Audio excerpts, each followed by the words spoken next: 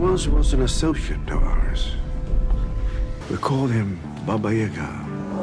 The boogeyman? Well, John wasn't exactly the boogeyman. He was the one you sent to kill the boogeyman. Oh, John is a man of focus, commitment, sheer will. Something you know very little about. I once saw him kill 3 men in a bar. With a pencil. With a pencil. Welcome to the party, pal! Action movie reviews with Mackey, Judd, and Rami. Get to the chopper! Yippee-ki-yay, mother. It's not what you did, son, that angers me so. It's who you did it to. Who? The nobody? That nobody is John Wick. And welcome in to Action Movie Rewind. Mackey and Judd, Declan, and we are excited to dive into the 2014 cinematic masterpiece classic, John Wick. The first part of at least a 4-part series at this point, right? I think they're making the 4th one. I believe the 3rd has been released, and I believe the 4th is on the way. That is correct. And this one lays the groundwork for Keanu Reeves' 3rd multi-movie series. So, Bill and Ted is one of them. Oh yeah. Speed is another one where I'm talking like, well, no, he wasn't part of Speed. He wasn't in the second Speed. No, he couldn't agree to a contract for that one. The Matrix is a it's a sequel series, and then this one. So, gentlemen, we'll start with setting the scene here. With the untimely death of his beloved wife still bitter in his mouth, John Wick, the former assassin, receives one final gift from his wife, his deceased wife, a precious keepsake to help John find new meaning in life now that she is gone. But when the arrogant Russian mob prince, Yosef Tarasov, and his men pay Wick a rather unwelcome visit to rob him of his prized 1969 Mustang and his wife's present, Daisy the dog, the legendary hitman will be forced to unearth his meticulously concealed identity. Blind with revenge, John Wick will immediately unleash a carefully orchestrated maelstrom of destruction against the sophisticated kingpin, Viggo Tarasov, who's the head of the Russian mafia and crime syndicate in New York City, and his family, who are fully aware of his lethal capacity. Now only blood can quench the boogeyman's thirst for retribution. It's not what you did, son, that angers me so. It's who you did it to. Who? The nobody? That nobody is John Wick. 87% on Rotten Tomatoes. great. A $30 million budget that generated $86 million at the box office. And it starred Keanu Reeves, Willem Dafoe, Ian McShane, otherwise known to me as Bizarro Al Pacino, Bridget Moynihan, who is Tom Brady's ex-wife, Cool. Kevin Nash, former NWO star, was in this movie. He was? What do you mean? You didn't notice Kevin Nash in this movie? I didn't. Who was he? Did you watch it? I did. I'll circle back to that. And even the guy who plays Mayhem in those car insurance commercials. Oh, he plays a big role in this movie. Was a big role in this movie. Yeah, he's an important character. Mayhem. He gets more jobs than anybody. He's in everything. Really?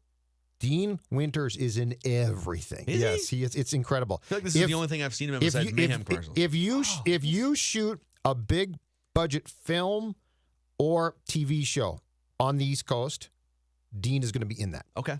All right. He lives there, and I think he is constantly like, hey, I can work today. Schedule's I'm free. available. I'm Mayhem. Wanna hire me? So, Dex, did you Google Yes, Kevin Nash? and he I plays had- the bouncer slash whatever. Had no idea that was him until right now. Yeah, and he gave a couple Kevin Nash lines. Yes, he and, did. And he got let off the hook. He wasn't killed. So we'll start with Judd Zulgad. Well, first of all, I've seen John Wick 1 and 2 both on planes only once. This is the second time I've seen this movie, and so I noticed more things. Have you guys seen a John Wick movie before this? I had seen this one bits and pieces on TV, flipping through. It got violent, so I stopped to watch it, but I've never seen the whole thing through. I've never seen it. I've always wanted to see it, Okay. but this Interesting. is my first time, and I loved it. Well, Judd, what was your favorite part about John Wick? We'll start there. There's a lot to love here. now there are things to pick apart as well. But first of all, Strong disagreement on that. To there are some holes here, but that's okay. That's okay. Yeah, bullet holes in bodies. There are some holes. But first of all, congratulations to the people who conceived the concept of this character, of this film, and who hired Keanu to do it. This is the perfect, and I don't mean sort of good, okay? So this is just out and out praise, 100% praise. This is the perfect dialogue to Keanu ratio to keep it real. It is. And I will go back to this is very much the same philosophy that Stallone, I think, gave himself more so in Rambo, which was, let's make a film. Let's make it actually be blood and guts and, enjoyable. But what don't we want to do? We don't want to saddle Keanu with a ton of dialogue because it comes off as if he is checking out cue cards, blah, blah. Yeah, exactly. So my favorite part was this took Keanu Reeves and basically it's like baseball now, right? Where you get a smart management team. You bat him in the perfect place, right? Or a pitcher, okay? Keanu was Tyler Duffy current day in this film. You don't ask him to do too much. He didn't start. You didn't ask him to start, but you said, Keanu, if we work with you and we give you this to do, you can do it really well. Yeah. And that was my favorite part of this film. It's the first time that I've actually seen Keanu used in a way that didn't make me come away from said film saying, I enjoyed it, but to Phil's word, it was sort of campy. Yeah. This was the first time I've seen him in a film and said, you know what, across the board, it really worked. So, all right, I'm going to piggyback off what Judd's saying because his favorite part is sort of my favorite part, and it leads into my biggest take about this movie. Okay. Judd is a Steven Seagal early 90s, late 80s connoisseur, okay? Love it. This John Wick is what would have happened if Steven Seagal was a little bit more willing to play ball and a little bit more willing to like some character development. Because this movie, think about like the formula for Steven Seagal movies is he is some sort of a cop or some sort of a lethal weapon figure who is on a revenge tour for 2 hours or an hour and a half. Like Steven Seagal movies are just him running roughshod for an hour and a half. And it's hard to him, kill. His wife is dead. Yep. You're right. Super corny lines and very little offense for the bad guys on Steven Seagal. He's just walking into rooms and snapping everyone's neck. And it's like, all right, definitely worth watching. Definitely, we're going to keep doing Steven Seagal movies on Action Movie Rewind. Right. But if Steven Seagal was willing to be a little bit more vulnerable and be a little bit more of an actual character. And share lines. Yep. Let other people star. Let the bad guy be good. Yep. Let the bad guy, the Russian guy, rise to your level. Yes. You'd go from having these kind of fun little corny action movies in the 80s, 90s to having an actual huge hit, multi-sequel establishment like John Wick has become. John Wick is a more developed and more successful version of what Steven Seagal movies could have been. That's my take. I'm dropping the mic and I'm walking. You're absolutely right. That's exactly right. And kudos to Keanu for taking that and saying, you know what, I'm getting older here and I'd like to continue to be successful. How can I do that? And it's like somebody got to him and was like, here's what you do. Don't say too much. You're great in action films. Yeah. We're not going to take away your lines, but what we're going to do is surround you with Nelson Cruz. And seriously. Tom Brady's wife. No, really. Exactly. But his co-stars were great, right? They were so good, and Keanu played his role. You're exactly right. What makes Seagal, what makes him hysterical is what used to sort of make Keanu funny, but this film doesn't have that, which is a good thing for him. All right, Dex, what was your favorite part about? Okay, obviously, outside of the mindless killing and great one-liners, this is a little off the cusp, but I thought it was so great, Keanu. His interactions with the dog in the first 5-10 minutes. So I don't know if you noticed this, but it's almost like Keanu Reeves has no idea how a dog works. So you're so right. He gets the dog. You're so right. I'm gonna break down the 3 prominent scenes with the dog. Okay. He gets the dog. He lays blankets down on the floor of the bed. And he's like, this is your bed. And like places him down. Is like, all right, that's the dog bed. Okay. Next morning, they wake up. Dog wakes him up. Typical dog. Look in the face. I gotta go. So they go outside. Keanu goes to grab the paper. The dog runs out and he goes, "Where are you going?" "Oh, right."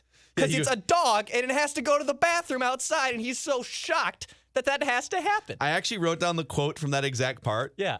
It's, so the dog runs out, and he's like, "Oh my God, the dog's getting away." And then he goes, "Hey. Oh, right. Oh, right." Oh, right. It's just perfect.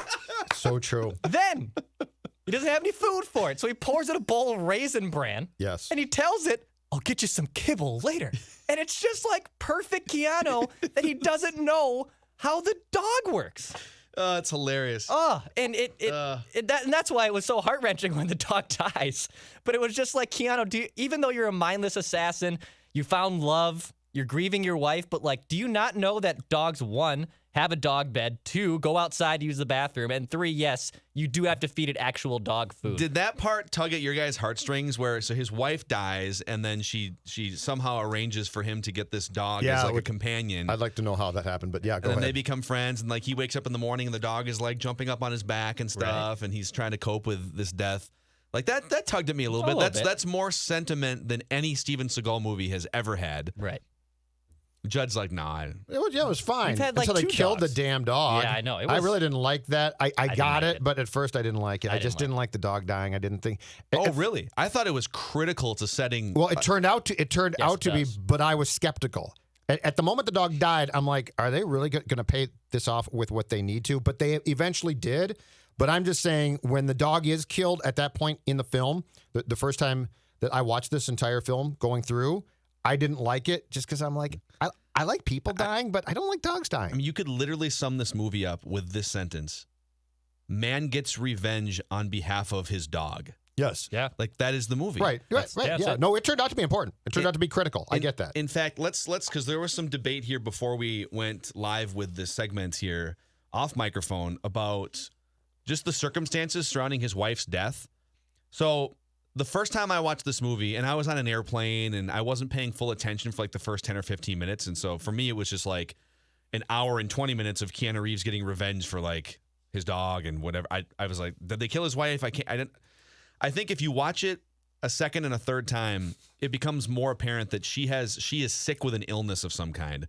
At first, I thought, oh, did the Russians like poison her or That something? was my initial thought too. And were they after him? And I didn't realize until the second time watching this movie that his wife died of a terminal illness, and the Russians, and like the Yosef, the kid Russian arrogant guy, that he wasn't specifically targeting John Wick. Well, he was just randomly. And I'd like to talk about this one. Okay. I'd like to talk about this one. This is the one that bugged me. Of all the people in the tri-state area, Jersey, New York, of all the people, you're telling me that this Russian gang, and I don't think it was the mob per se in this case. Now, the old man ran a mob, but this Russian gang happened to be at a gas station in Jersey and accidentally targeted John Wick, who the dad knew well. Who used to work for the dad. But worked in the shadows. He worked in the shadows. But we could have gotten here through a little bit more of a storyline that made sense. Like, that was the one thing, because I really actually thought, as far as these films go, that this film was good. Like, this film had a lot of good things. But really, that the kid just so happened to take a 69 Mustang off John bleeping Wick. And I get it led to a great line, but I would have preferred that we had a little bit more cohesiveness of to how the kid got in John Wick's crosshairs. See, I kind of like that it was random. But it's in New Jersey. No one's going to go to Jersey. It was unbelievable to me. Well, so you're saying if it was in New York or something. Well, no, I'm just saying, like, let's have the kid be. The kid was so stupid. How would you have rewritten the? Because you've got to get to the point where John Wick is going on a revenge tour. I would have had the old man who, to your point, employed Wick at one time. I would have had the kid who's an arrogant a-hole to begin with, right? I would have had him try and do something to Wick because he was beginning to take over the old man's title a little bit. That would have been my story. Because I just thought that this film was too good to have this sort of, and we accidentally robbed John Wick. Of all people? Yeah. Yeah, I didn't mind the randomness of it. I get that I get everything you're saying. I love the interaction he puts the gas in the 69 Mustang and these guys. And by the way, these guys, like calling them a gang, it's like they're just like They're just like mobsters. privileged, Yeah. the kids of a Russian mobster and his friends. But they're not like the mob themselves. But when Yosef leans into the car and at first he says, "How much for the car?" and John Wick says, "Not for sale." And then Yosef reaches in to pet Daisy, and then in Russian he says, "Everything has a price, bitch," not knowing that John Wick is A, John Wick, and B, speaks Russian. He is Russian. And John Wick responds, "Not this bitch." Yeah. in that was Russian. great. So great. That was great. So just to play out the rest of it. So the Russians show up to John Wick's house, again, have no idea who he is. They show up just to kick his ass for being smarmy at the gas station, to break stuff in his house, and to steal the 69 Ford Mustang. And in the process, they kill Daisy the dog. And then that's how. Shut how that we get dog into it. up. So I Wait, really wait. like the killing of the dog to me made me furious on behalf of John Wick, and I would have attempted to do the same thing without the ninja skills, just for the record. Like that lit a great fire under the movie, the killing of the dog. I didn't like the dog dying at the time, but eventually completely got why they felt it was necessary for the storyline. It had to happen. I got a question about Wick, though. Is John's house just unlocked constantly? Like the bad guys who come in, I feel like those guys it doesn't matter if it's locked including or not. the gang that he killed, the 12 guys, they just sort of like sauntered indoors, like sliding glass doors, unlocked. It's like, Johnny, I get you're an assassin, you're dangerous, but you might want to lock the house up and make them at least break the glass to come in. Did we see them slide doors open? Yes, Did we? yes. Okay. The 12 guys that come in basically just like are like, hey, Johnny, what's up? That's a good point. If you're John Doors Wick, open. if you've been an assassin for most of your adult life, you might want to have a better home security system. Yeah. Well, yeah, That's there's a lot probably a of good glass. point. They can break the glass, but I mean, they literally just slide the door open. Do you know how frequently I check my doors?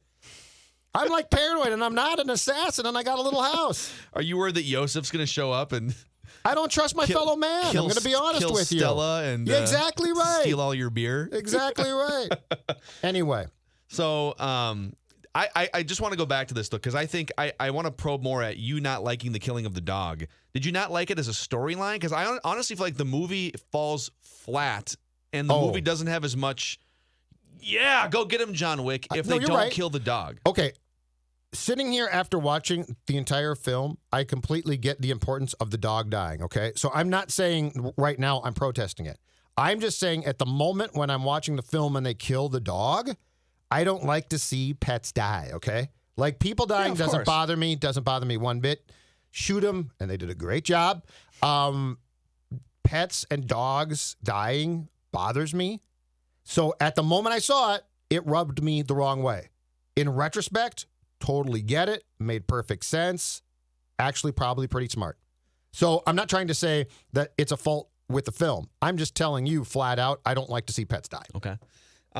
Just to put a bow on your point about they had like 12 or 15 henchmen come in and open the doors and like maybe lock your doors, but these guys get into his house and he just systematically makes quick work of them with a handgun and like a knife or something. He kills 12 people in the dark on his own. And then I think this might be my second favorite part of the movie. When he calls, what was his code? The cleanup crew, he said, I'd like to make a dinner reservation. Right. So this van pulls up and it's like this miscellaneous, I can't remember what the van said, but it was like, They're cleaners. cleaning crew. They clean up death. And their job is to come in and clean up messy death situations. So that happens. And then eventually, I think this might have been later in the movie, the police officer shows up to the door. Evening, John. Evening, Jimmy. Noise complaint. Noise complaint. You working again? No, just sorting some stuff out. Oh, well. I'll leave you be then. Good night, John. Good night, Jimmy. Okay. You working again? No. It's amazing. I would say that is the best scene in the entire film. I love that scene. I That's a thought great that scene was great. But the other thing is, play that back, and I'm serious here. Listen to the economy of words from the star. Like, and then, Phil, to your point, imagine Seagal being like, oh, yeah, my script, this is good. Play this back, and this is the genius of John Wick writing. Evening, John. Evening, Jimmy. Noise complaint. Noise complaint. You working again? No, just sorting some stuff out. Oh, well. I'll leave you be then. Good night, John. Good night, Jimmy. Perfect. Seagal would never give the cop that chance to be that good. No. Perfect. Yeah. Not And at he'd all. have to throw in another like campy line of some kind. It's just great. So what else stood out to you guys? What was your least favorite part Let's go to that category. What was your least favorite part about Declan, John go Wick? ahead. What is up with, especially John Wick 2? What is up with everyone wearing suits throughout the course of this movie? Like, is it just because they're like also trying to disguise themselves as savvy people? Like, I don't understand the clothing on like the 99% of John Wick, on the henchmen. Like, it looks like everyone is set up as businessmen. Yeah, is it just a front to be like, well, I'm not really an assassin, I'm a suave I think they're supposed to person? be high-class killers. I Yeah, really do. It's like if James Bond were to instead of like Yeah. fighting for the black ops wing of the British government, if he were to go rogue. And, like, I get it plays well for the movie, so I understand why, but like Yosef is just this little runt. Like, and John goes into the pool and like and the club and kills everyone essentially, other than getting suplexed over the railing. But I didn't like Yosef, and his character. So the actor that plays him, he is a prominent character in the Game of Thrones series on HBO. He plays Theon. And Theon has like a very crazy arc in the entire series. I won't go into that. But at his lowest point, he is like this little kind of greedy SOB. And it's almost the exact same character. Funny. So it was almost like He's probably good at it. He was playing the same character as he was in Game of Thrones. But I had a little bit of an issue with him. So you wanted these guys in terms of like what they should be wearing. What would you have had John Wick wear instead of a suit? Plain black T-shirt, Turtlenecks too, right? Hawaiian Yeah, shirt, black turtlenecks, like Secret Service. I don't know. That's what I liked it. I just wanted to see a little bit more, not like Steven Seagal with like the V-neck vest super and tight beret jeans and super tight jeans. I didn't Anybody seen like the Richie? suit. I didn't like the suit. Flip you. Yeah, I think if Keanu had a Steven Seagal ponytail, it would have put this movie even more over the top for me. Can I give you the thing I didn't like, but juxtapose it with a thing that they did really well that most films like this don't do? So I'll start with the good part, all right? The good part was, unlike Seagal films, or films where guys get in fights, and so like 10 guys attack a guy, and how often do we see them like fight the guy, flip the guy or something, or punch him? And the guy falls down like he's dead and he never gets back up. And my thing is, he's not dead. He's tough enough, like he might be stunned. But By the way, Bruce Willis should have learned that lesson when he hung that guy up. exactly. At But the like end of Die that's Hard. the end of the fight. Got to put a bullet in that guy. Well, John Wick does a great job. He does. I love the percentage of kills per shot in this film are fantastic. And I love the fact that he beats people up. And then what does he do? He pulls out his gun, silencer on, bang, shoots him right in the head. Yep. Then they're really dead, okay? So to me, this is because how many films? Lethal Weapon, Seagal, Die Hard. How many films do we see a fight and then, he just got flipped onto a table. He must be dead. I'm with you. John Wick has seen a lot of action movies in his life. Yeah. He knows what happens if you don't put that bullet But don't in that you guy's love head. when he pulls the gun out and bang, and he pops guys in the head too? He makes sure they're not going to get back up. To juxtapose that, though, with the thing that this film did that every film does that drives me absolutely crazy, is if you're going to have the John Wick character get caught, you're not going to torture him. You're going to just kill him. That's true. So, like, again, That's he's true. tied. It's Lethal Weapon. It's the same scene. He's tied to a chair. Every Bond movie has this. You've too. got your chance to kill him. Like if you don't want to capture him, that's fine. But if you're going to write he gets captured, then he's going to die, okay? So don't give me, like, everything else in how they killed folks was really well done. It's like, yes, you would do that, and you would shoot that guy, and you would shoot that guy. And then here's John Wick tied to a chair, and they don't kill him. And they leave without him dead. Come on, please. I'm with you there. I think we, especially Vigo already knew just how powerful John Wick is. Yes. And he knows that John Wick, there's two different scenes, one in particular, in which Vigo lays out just how ridiculous John Wick is as an assassin. boogeyman. He said when John met his future wife, he asked to get out of the business. And so because Vigo didn't want him to get out of the business because he was so good, I gave him a near impossible task. And he completed it. So, and we don't know exactly what that task was. And I think we might even find out in John Wick 2. There's a lot of these. I think the killing 3 guys with a pencil is in John Wick 2 as well, if I remember right. We will do John Wick 2 at some point on this podcast. Oh, yeah. But he knows that he gave John Wick an impossible mission to kill like X amount of people in X short amount of time, and he completed it to get out of the Russian mafia. And yet he isn't the least bit concerned when he finally captures John Wick, and there's only like 3 dudes to, So I'm with you on that one. Right. There was really nothing that stood out to where I said, I can't, this drove me nuts. And so let me jump to this with you guys. The $2 million contract. Yes. And the openness of the contract so that if anyone who kills him gets the $2 million. And then, by the way, it doubled to $4 million for anyone willing to break the rules of the by doing business inside the Continental Hotel. The Continental Hotel. is not a place you do business, though. It is not.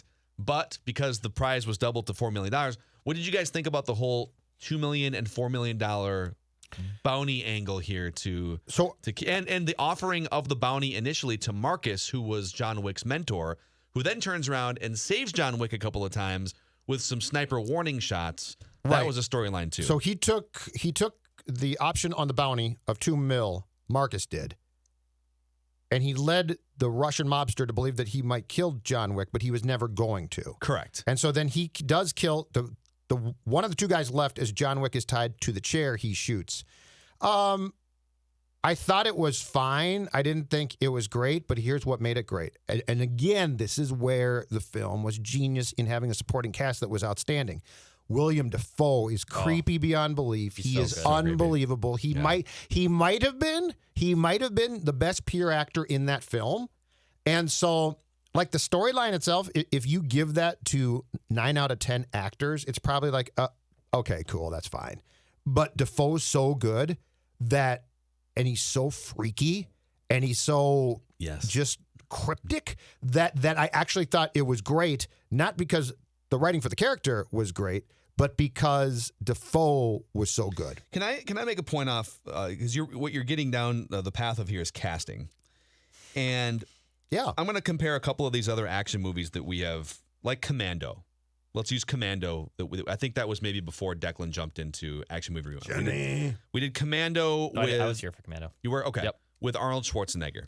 Brilliant. And the villain in that movie was this schleppy guy named Bennett. Yes. With the weird mustache. And we've seen a few of these. Military ties. Fat guys that can't win fights. Imagine if you were to replace whoever the hell that guy was. And there's like 2 or 3 of these types of villains in these movies that we've done, right? If you were to replace Bennett with the guy who played Vigo in this movie, said you're gonna be an elegant, mob-leading Russian guy who talks like this and who.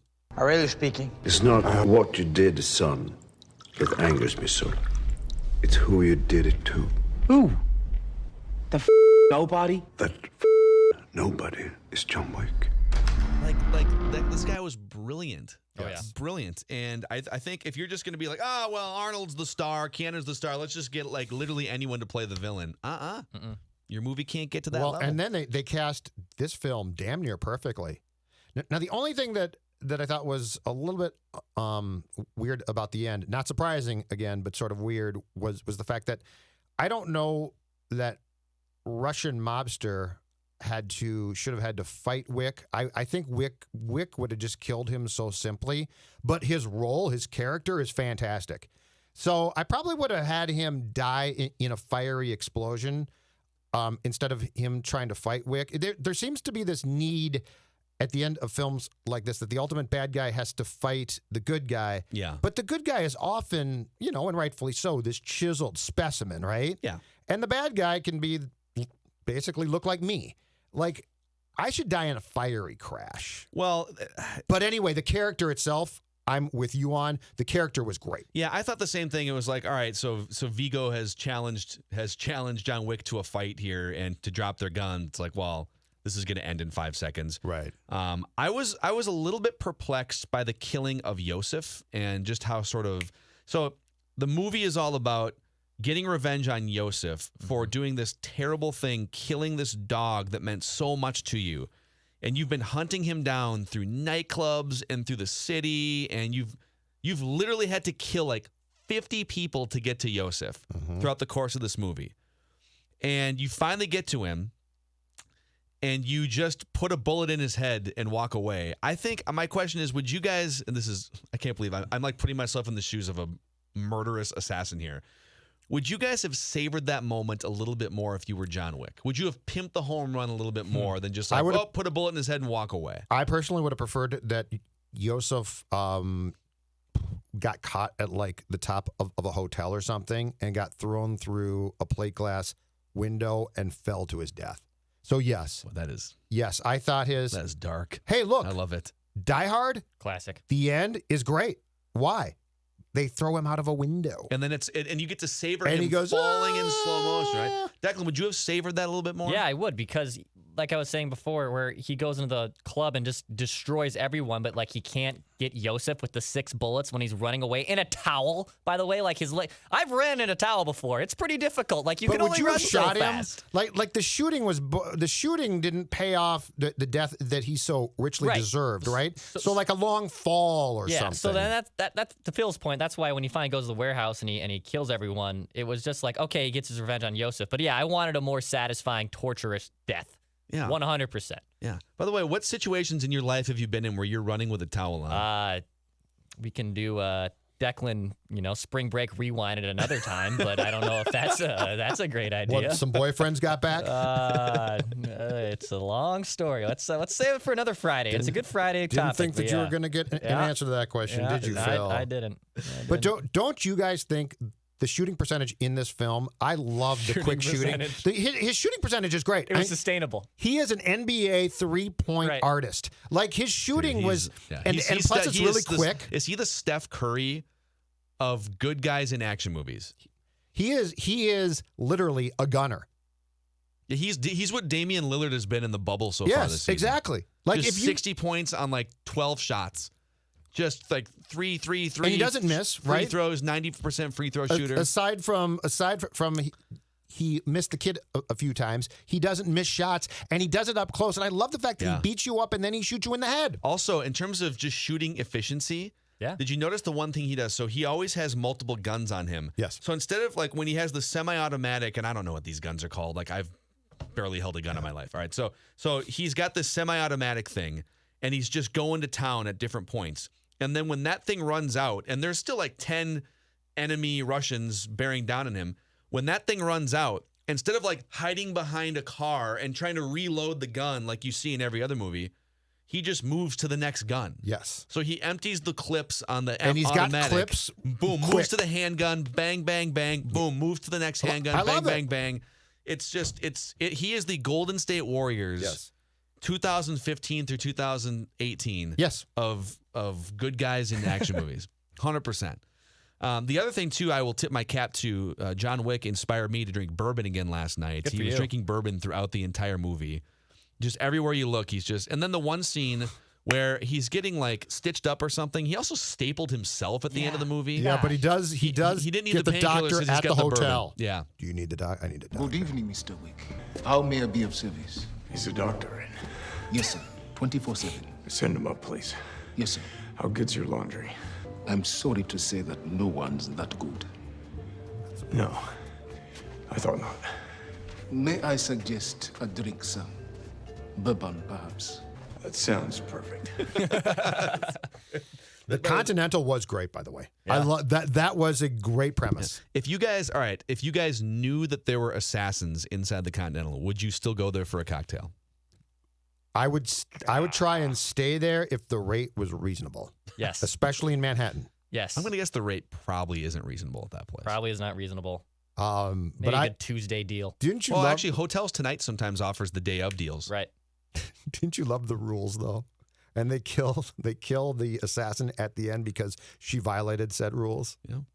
And then the cleanup crew comes. Did you guys catch the one thing? So this film's really, really, I think, well done. Did you guys catch the one nod to when John Wick's Mustang gets stolen and he does not have a car? He gets on the bus. And he has to take a bus. Oh, yes. And he gets off the bus. Yes. Yeah. There's no question that they're like, what the hell? That was great. Because, like, why would John Wick take a bus, right? Well, except for in that one scene, and he gets off the bus. It's just, I just thought it was so funny. Did you guys have a favorite kill in this movie? It wasn't one of the real bad guys, that's for sure. I'll give you mine. Okay. My favorite kill, actually, it's kind of a tie, because he had one where he like, where he killed Mayhem Guy from the insurance commercials. He was driving right at him like he was going to hit him. And instead he spins the car 90 degrees sideways perfectly so that the passenger window bashes the guy in the head. And then I think he shoots him or something. But toward the end, he runs into a group of Russian mobsters with his SUV or whatever he was driving that had a sunroof. And I think this is the second time we've seen a similar kill like this in one of our action movies where the Russian guy is tumbling over the top of the car. Declan's and filmed John before. Wick goes up through the sunroof and shoots him. Yeah, it's pretty great. It's What, pretty what other badass. movie did That we was see Deck's that in? film. Oh, from before. Wanted. Oh, Wanted. Yeah. Yes. So that was They that was shoot great. people. My favorite series of kills was when they established how he killed people when the 12 guys broke in, because that was the first scene in which he started, in which he beat them up and then shot them. Yeah. And I can't tell you how pleased I was to finally see a film where they polished off the bad guys. That series of kills to me set a very important tone for the kills. And here's the one thing too that makes this film sort of special in some ways. They made you wait quite a while for payoff, and ordinarily that ticks me off to no end, and I get bored. I'm like, come on, just get into it. Like 9 out of 10 films that we've gone through, if you don't get to a kill quickly, I'm PO'd. This one, I actually wasn't. Yeah. This one, but when he kills those 12 guys, it sets just a marvelous tone of, oh no, he shoots them too. So ScreenRant.com ranks the top 10 John Wick kills throughout the entire franchise. And there's only one from the first John Wick that makes the list, and it is number 1, and it's the club scene. Which one in the just all of the club scene? I think the whole club scene from start to finish. Because he kills like 40 guys in the club. Yeah, yeah. There's one scene where he's like in the lobby of the club and he literally just kills everyone in a red jacket that walks up close to him. There might have just been random guys going in to get their on, and he just kills them. That's okay though. I have one more question before we get to a couple of the final categories here. Judd, how would you rank Keanu's performances in Point Break, Speed, and John Wick 1? It's almost like a different actor in some ways. So it's very difficult because I feel like by the Wick franchise that Keanu as an actor had actually grown to know what he did well and what he didn't do well.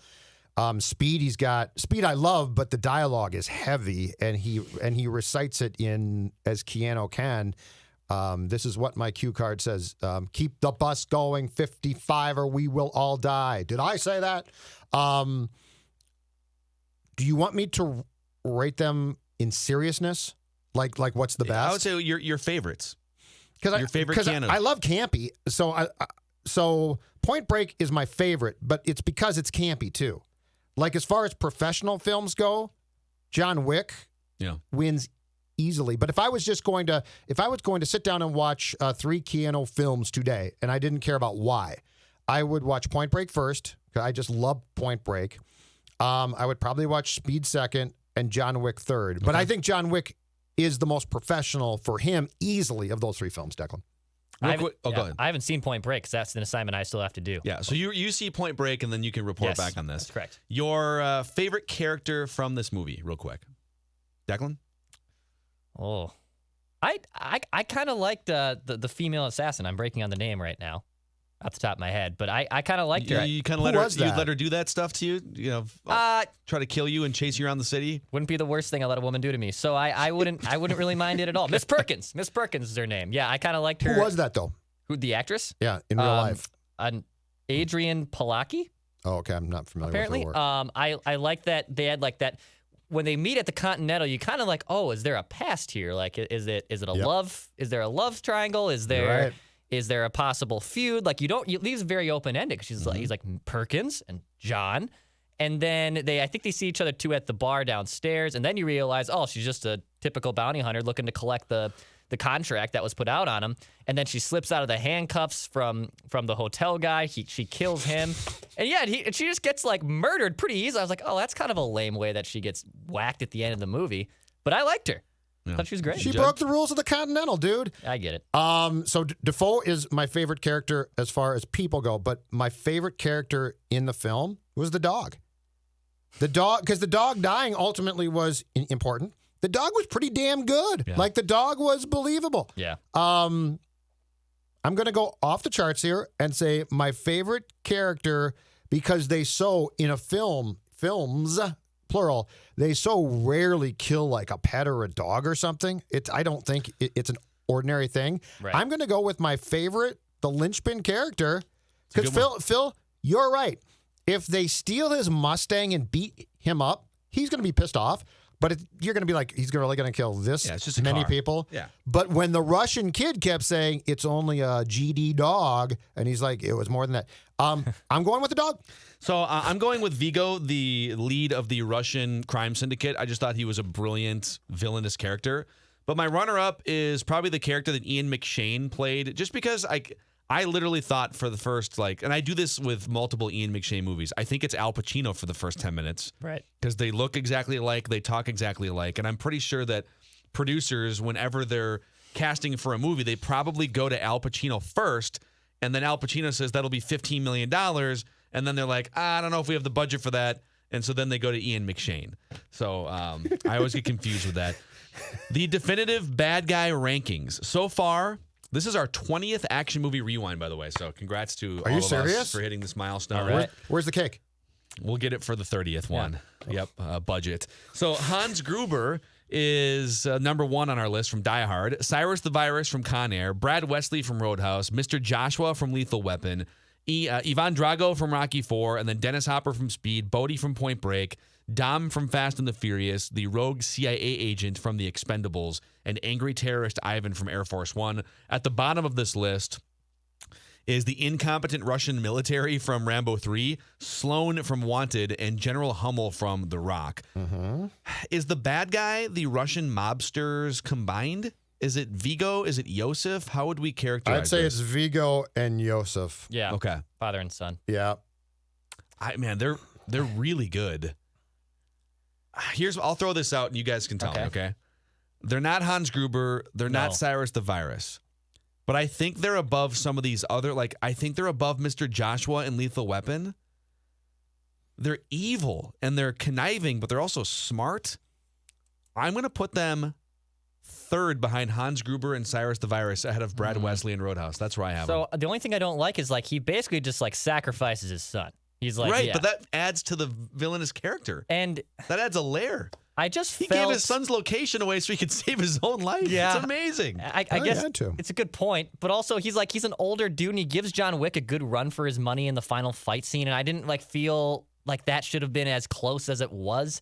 He's definitely diabolical, but I don't know if I can put him in the top 5. I don't know if I can. Who's top 5 again?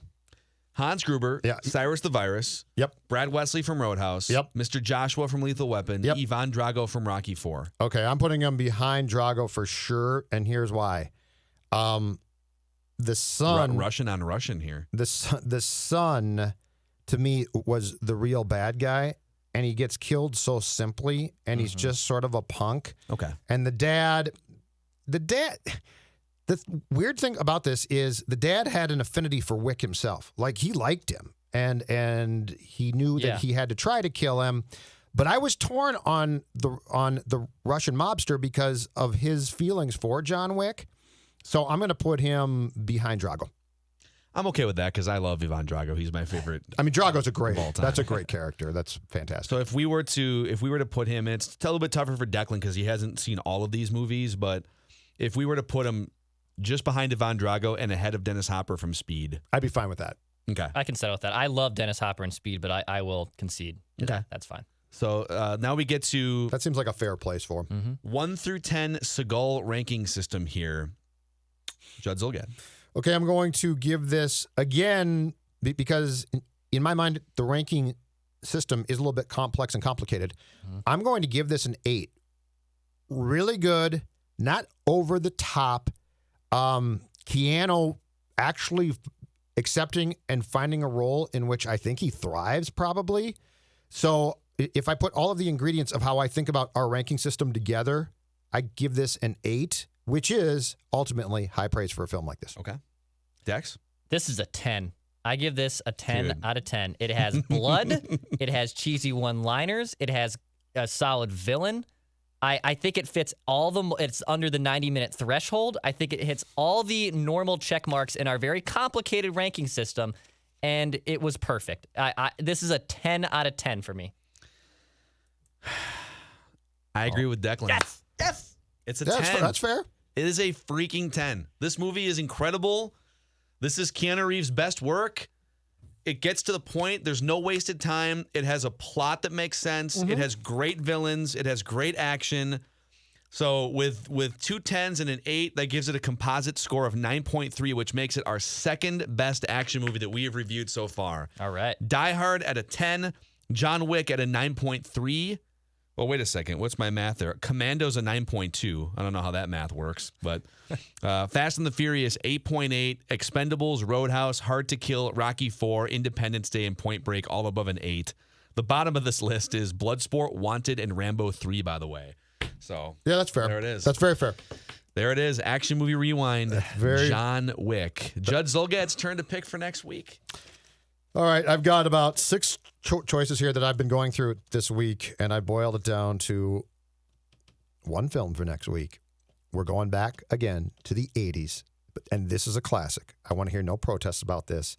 1982, Eddie Murphy and Nick Nolte. 48 hours. Boom. 136 running time, according to what I looked up. An hour and 36 minutes. Very, very short. Absolutely glorious. And yes, we get to the kills basically right after the credits. I am here. And a great for bad this. guy. We've got a bad guy. He's not going to challenge for number 1, I don't think. But the bad guy who gets killed at the end is going to challenge for the top 5. Love it. All right. That's Action Movie Rewind. And we love that all of you listeners